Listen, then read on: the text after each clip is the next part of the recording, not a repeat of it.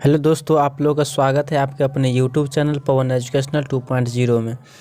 तो आज जो हम लोग पढ़ने वाले हैं एनसीईआरटी सार संग्रह का क्वेश्चन जो कि हम लोग पॉलिटी से पढ़ रहे थे। ठीक है, तो हम लोगों ने यहाँ ये चैप्टर ये पूरा पेज हम लोगों ने पढ़ लिए हैं और अगला पेज हम लोग आज ये पढ़ेंगे। ठीक है, तो आप लोग पूरा वीडियो को देखिएगा, पूरा अंत तक बने रहे, आप लोगों को अच्छे से समझ में आएगा। तो चलिए, आप लोगों का स्वागत है। तो चलिए इसको स्टार्ट करते हैं।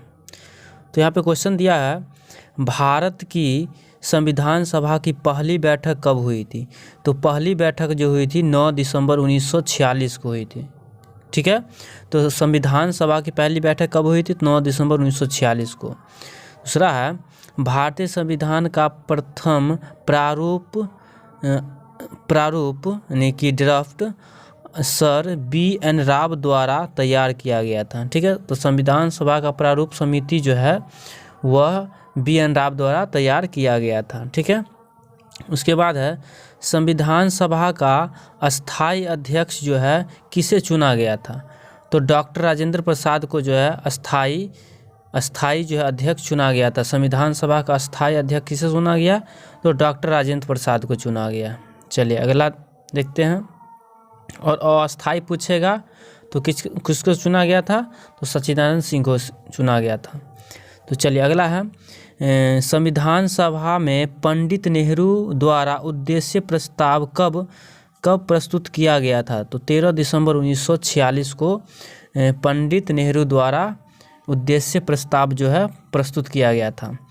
उसके बाद नेहरू द्वारा प्रस्तुत उद्देश्य प्रस्ताव संविधान सभा में कब स्वीकृत हुआ था? तो 22 जनवरी 1947 को यह स्वीकृति हुआ था। भारतीय संविधान के निर्माण काल में संविधान सभा के कुल कितने अधिवेशन हुए थे? तो कुल 12 अधिवेशन हुए थे। ठीक है, उसके बाद है, संविधान सभा के निर्माण में यानी कि भारतीय संविधान के निर्माण में संविधान सभा को कितना समय लगा? तो 2 वर्ष 11 माह और 18 दिन का समय लगा था। ठीक है, तो बोलेगा संविधान सभा के निर्माण में कितना समय लगा? तो 2 वर्ष 11 माह और 18 दिन का समय लगा। चलिए अगला है, भारतीय संविधान सभा के संवैधानिक सलाहकार कौन थे? तो सर बी.एन. राव थे। ठीक है, सर बी.एन. राव थे। उसके बाद है, भारत की संविधान सभा में वर्तमान रूप में राष्ट्रीय ध्वज को कब अपनाया गया? तो 22 जुलाई 1947 को राष्ट्रीय ध्वज को अपनाया गया। ठीक है, चलिए अगला है, संविधान सभा की प्रथम बैठक की अध्यक्षता डॉक्टर सच्चिदानंद सिन्हा द्वारा, यही क्या है? अस्थाई अध्यक्ष है। ठीक है, तो अस्थाई अध्यक्ष कौन है? डॉक्टर सच्चिदानंद सिन्हा को। चलिए अगला है, भारत का संविधान कब स्वीकार किया गया था या किया गया? तो 26 नवंबर 1949 को। कब किया गया? 26 नवंबर 1949 को। तो भारत का संविधान कब स्वीकार किया गया? तो 26 नवंबर 1949 को स्वीकार किया। भारतीय संविधान पूर्णतः कब लागू हुआ था? तो 26 जनवरी 1950 को लागू हुआ था।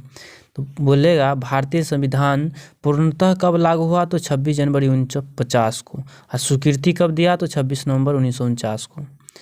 चलिए अगला क्वेश्चन है, संविधान सभा के बारे में कुछ पढ़ते हैं यहाँ पे। तो यहाँ पे है, 9 दिसंबर 1946 को संविधान सभा का प्रथम बैठक हुई, जिसमें डॉक्टर सच्चिदानंद सिन्हा को अस्थाई अध्यक्ष तथा 11 दिसंबर 1946 को डॉक्टर राजेंद्र प्रसाद को अस्थाई अध्यक्ष चुना गया। संविधान निर्माण का प्रारंभ 13 दिसंबर 1946 को पंडित जवाहरलाल नेहरू द्वारा प्रस्तुत उद्देश्य प्रस्ताव से हुआ, जिसे 22 जनवरी 1947 को इनकी सर्व समिति से स्वीकार कर लिया गया। ठीक है, स्वीकार कर लिया गया।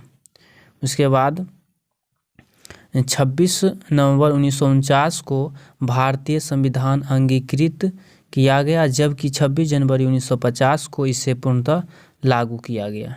ठीक है, चलिए अगला है, भारत का संविधान मूलतः दो भाषाओं में, मूलतः कितने भाषा है? दो भाषा। कौन कौन है? तो हिंदी और अंग्रेजी में लिखा गया है। तो भारतीय संविधान मूलतः दो भाषाओं हिंदी तथा अंग्रेजी में लिखा गया था और सभी सदस्यों ने इन दोनों प्रतियों पर हस्ताक्षर किए थे, हिंदी और अंग्रेजी पर।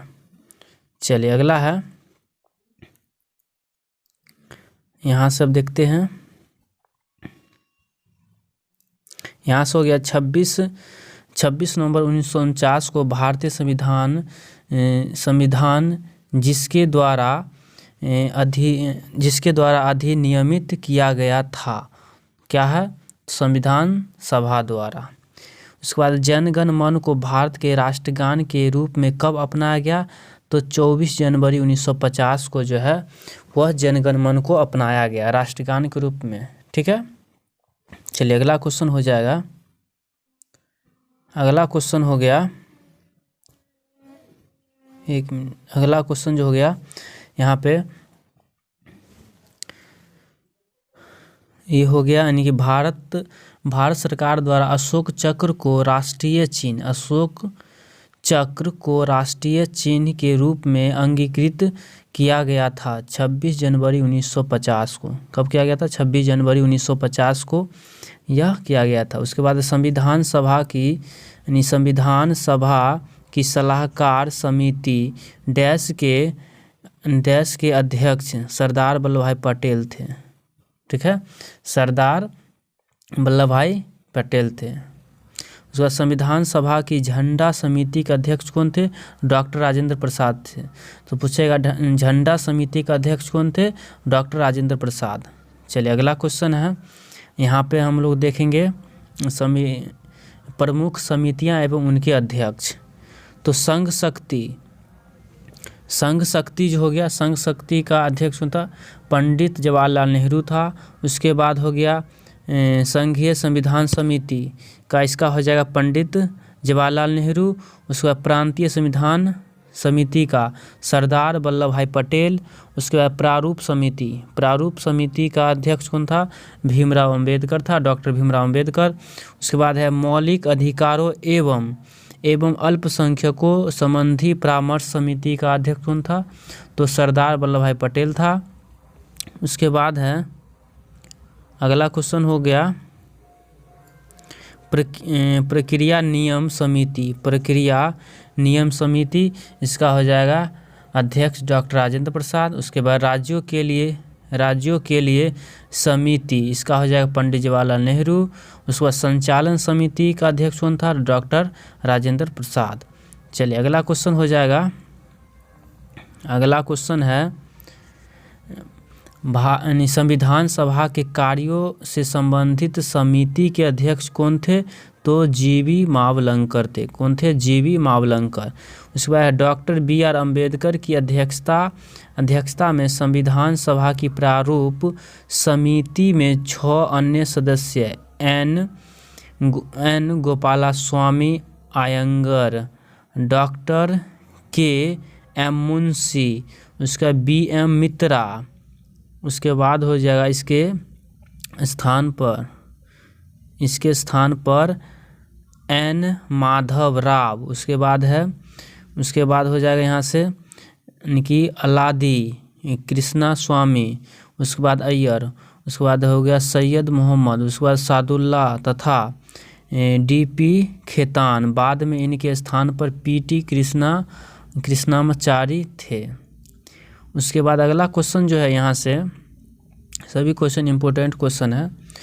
तो अगला क्वेश्चन हो जाएगा यहाँ से, संविधान सभा ने डॉक्टर BR अम्बेडकर की अध्यक्षता में प्रारूप समिति का गठन कब किया था? तो 29 अगस्त 1947 को किया था।